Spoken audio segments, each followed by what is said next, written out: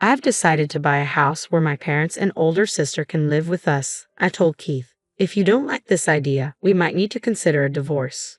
Keith's eyes narrowed, but his smile never wavered. Are you sure you won't regret that decision? He asked calmly. Absolutely not, he said with confidence, his grin widening as if there was no doubt in his mind. However, about a month later, he found himself in a situation he hadn't expected. My name is Amy, and I'm 40 years old, working as an office assistant. I live with my wonderful husband Keith and our energetic 8-year-old daughter. Our family is tight-knit, and we cherish the time we spend together. Weekends are often filled with either outings or quiet evenings at home, and our dinner conversations are always lively, brimming with laughter. Despite the usual busyness of life, I've always felt that we were content and secure. But then, an unexpected phone call from the hospital shook that sense of peace. Your mother has been admitted to the hospital, the voice on the other end informed me.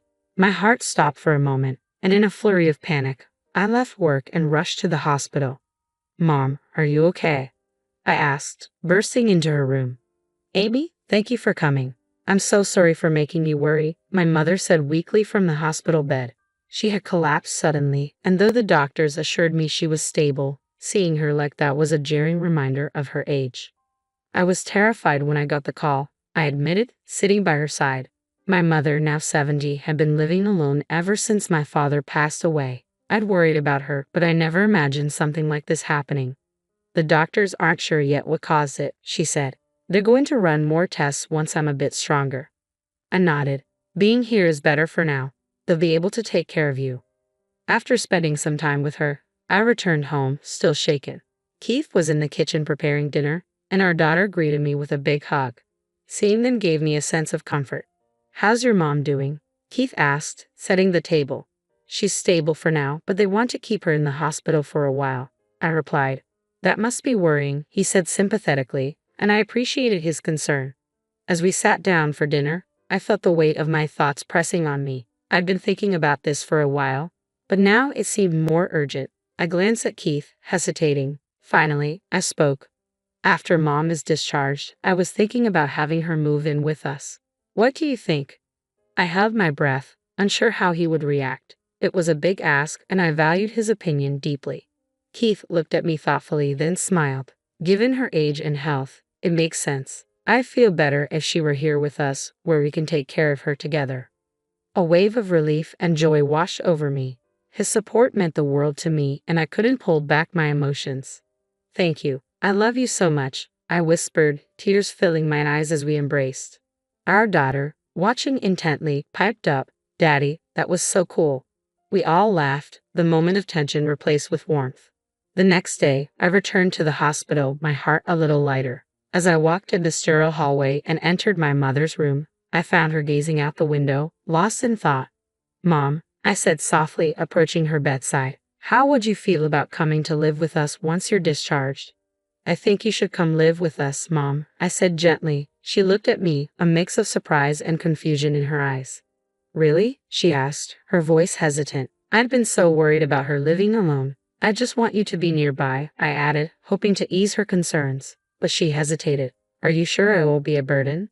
It'll be fine, I reassured her. I talked to Keith about it yesterday, and he's fully on board. For a moment, her face brightened, but it quickly faded into uncertainty. I'm happy to hear that, but I'm not sure about moving in, she confessed, her hesitation clear. Actually, they've decided I'll need long-term treatment here. My heart sank. I had been so hopeful about her moving in with us, starting a new chapter together, but this unexpected news hit hard. What do you mean, Mom? I asked, my voice barely above a whisper. She took a deep breath, her eyes downcast as the sunlight filtered into the quiet room. Outside, the distant sounds of children playing only made the moment feel heavier. Then she finally spoke the words I wasn't ready for. I've been scared to tell you, but there's no point hiding it anymore. She paused, her expression strained. I have cancer, and it's bad. Her voice was calm, too calm. What? I managed to say, but nothing more. I felt my chest tighten as the reality of her words set in. They say I may have a year left, at most, but it could be much less. She added, her eyes welling up with tears. I was in shock. My mind couldn't grasp the thought of my mother, the strong, steady presence in my life, going through something like this. Amy, I'm sorry. I didn't want to drop this on you. Hearing her say my name snapped me back to the moment. I'm shocked, Mom. I'm just so worried about you. Tears blurred my vision as they spilled down my cheeks. She looked at me, her own eyes brimming with tears. I should have told you sooner, she whispered. But it still doesn't feel real to me either. I took her hand, gripping it tightly. It's just so unexpected. I want you to get better. That's all I want. She smiled softly despite her tears. Thank you, Amy. And thank you for suggesting we live together. Just knowing I have you all by my side makes me feel stronger. We held each other's hands, crying together, letting the emotions wash over us. After the tears had flowed and we'd begun to process everything, I looked into her eyes and said, I'll come see you every day, Mom. I promise. I squeezed my mother's hand, trying to offer comfort. She, always thinking of me, smiled softly. Every day might be too much, Amy. Take care of yourself too.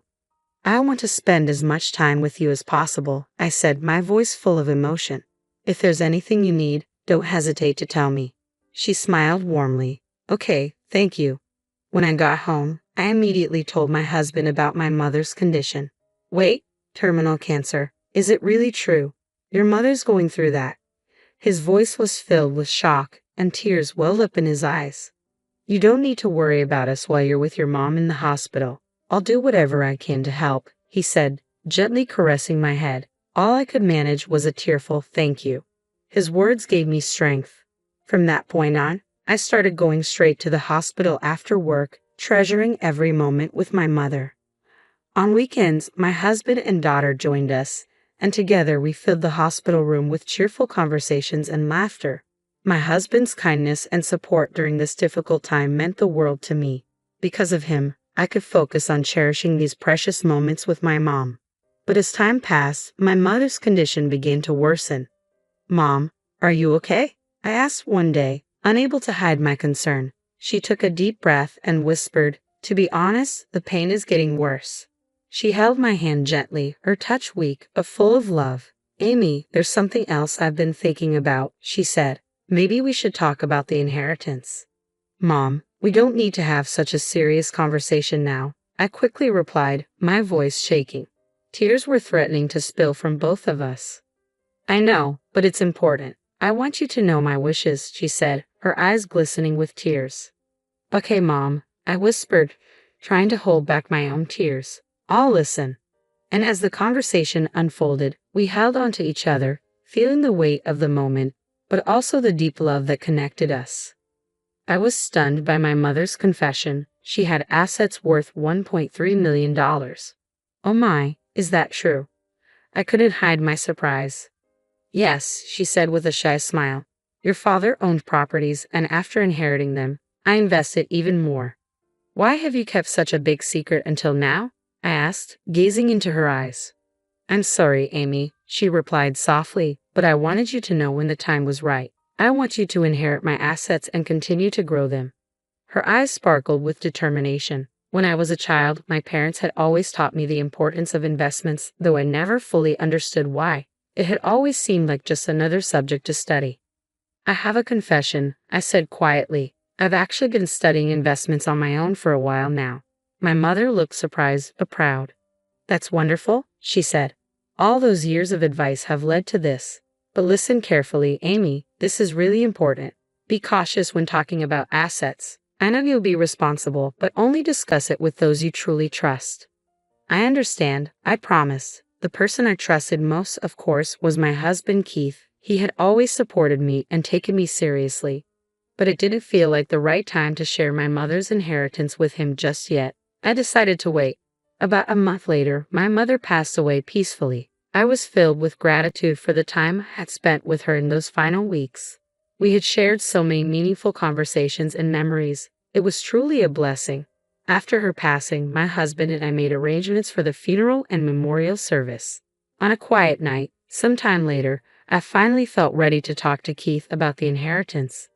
You know, Mom left me an inheritance. I began nervously. It's about $1.3 million. Keith's eyes widened in shock. Wait, what? Are you serious? He asked, unable to hide his surprise. Yes, I nodded. No joke. Wow, $1.3 million, he repeated, still processing the news. That's incredible. I looked at him seriously. Please promise me you won't tell anyone else. I'm only sharing this with people I trust, I said, holding his hand and pleading for reassurance. Don't worry, I promise I won't tell anyone, he replied, looking straight into my eyes. Thank you, I sighed in relief, feeling better after confiding in him about the inheritance.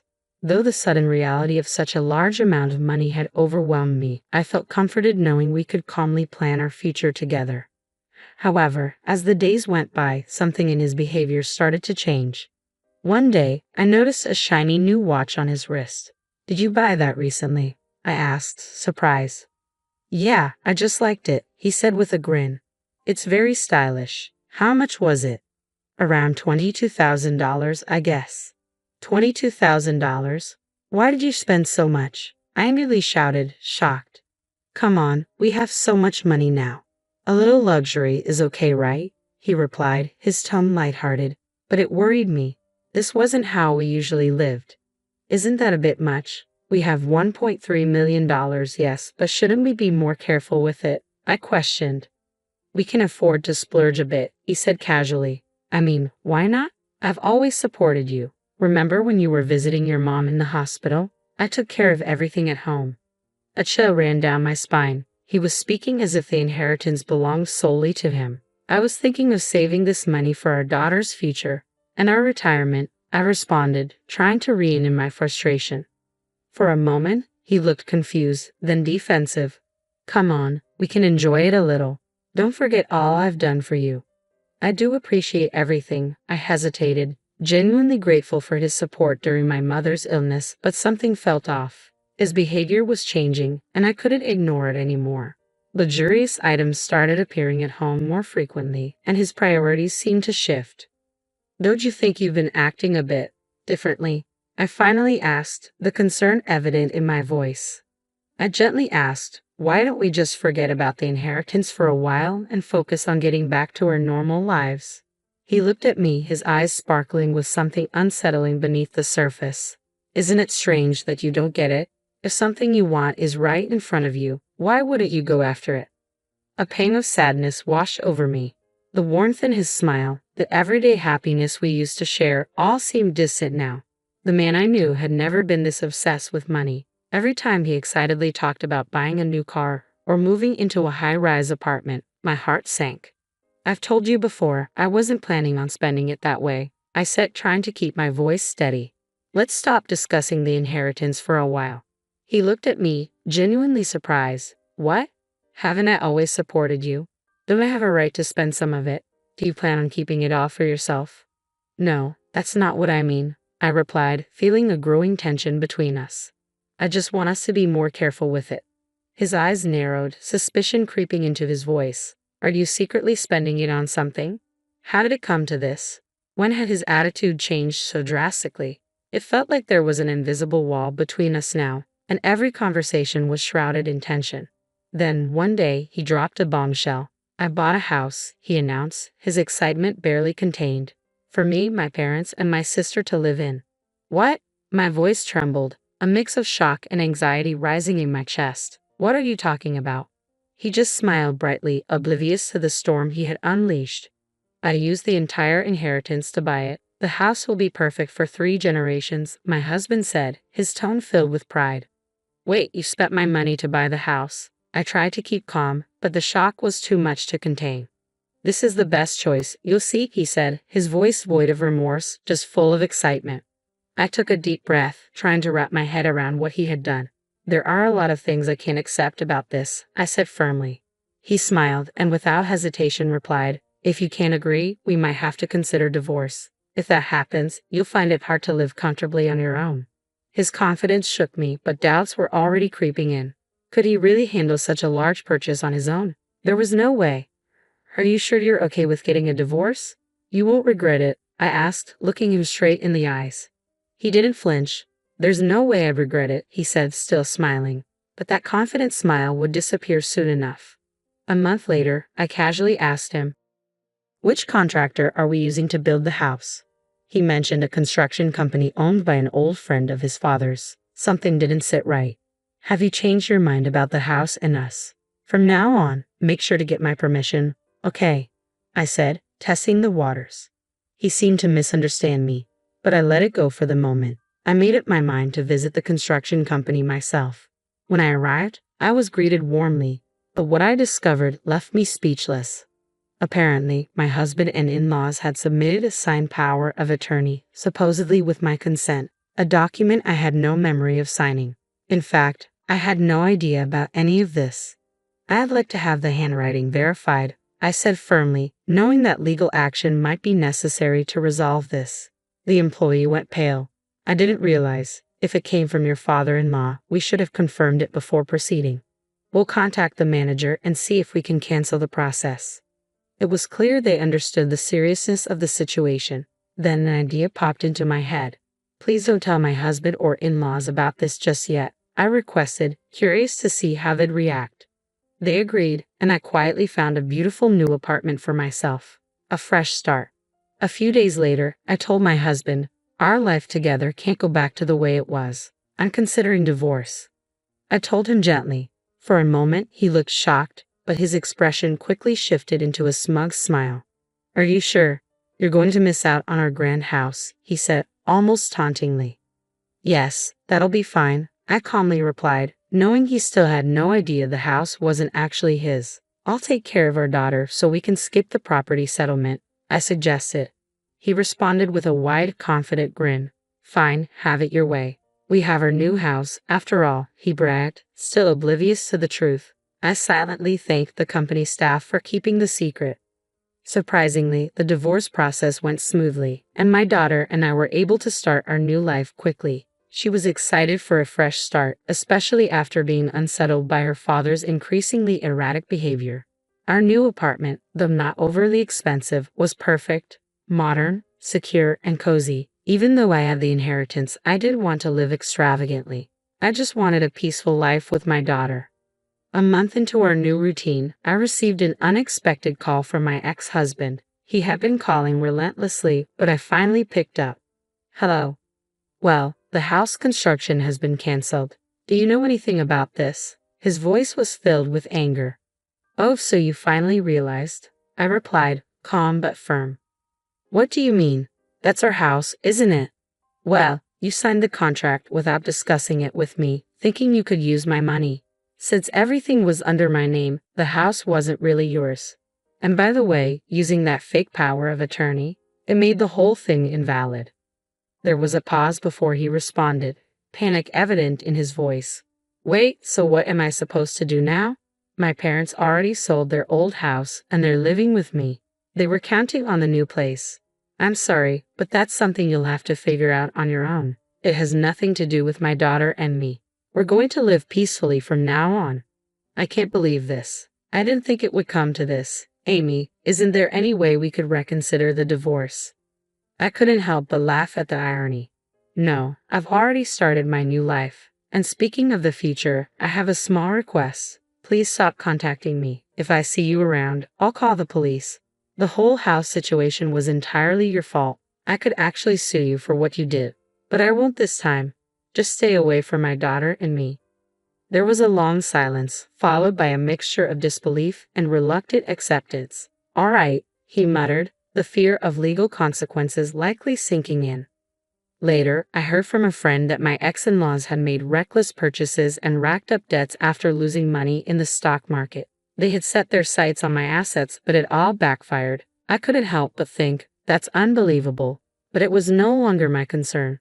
What mattered now was my peaceful life with my daughter. My focus was on supporting her dreams and securing a bright future for her. As for the inheritance, I planned to invest it wisely and build a better life for the both of us.